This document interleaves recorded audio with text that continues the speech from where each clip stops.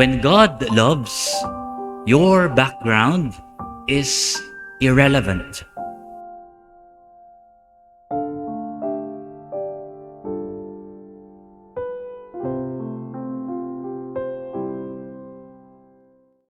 Deng pinili ng Jesus alila righteous people kinyato, but faithful people and people who were willing to change.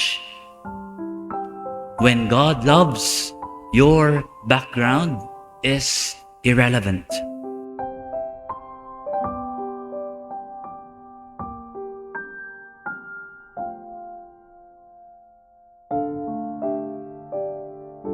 Kalupa na pong nayman, nilinawe ni nga pong Ginu nung tagano ka rin ya.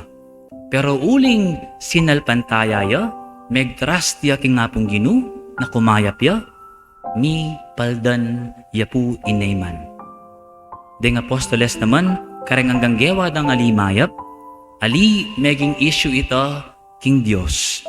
Uling ing Diyos ami katawan ng tao, ikatawan ng tao para kareng makasalanan, para kareng alang Diyos, para kareng outcasts, para kaya katamungan.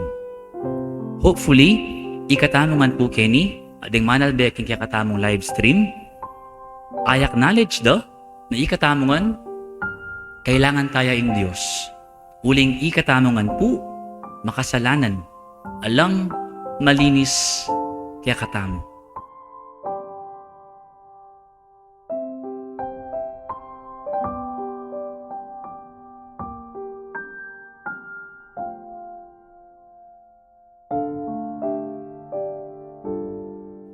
Ing anyawara na po ni nga pong Ginu kaya katamo, linisan na ring sarili tamo.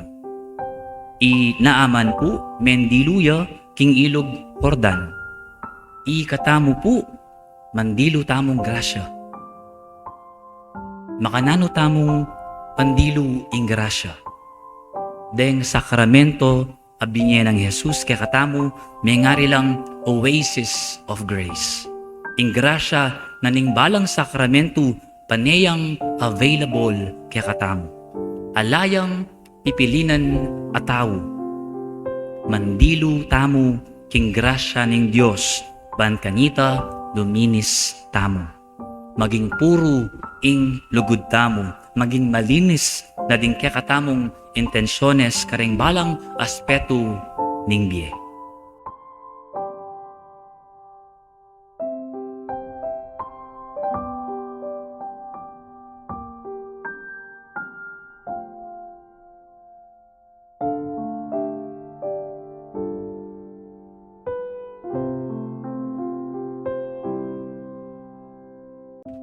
Ot etamo manyad katang grasya, ban kanita mipaldan tamo. Ban kanita deng puso tamo, deng kaisipan tamo, mi tahimik la.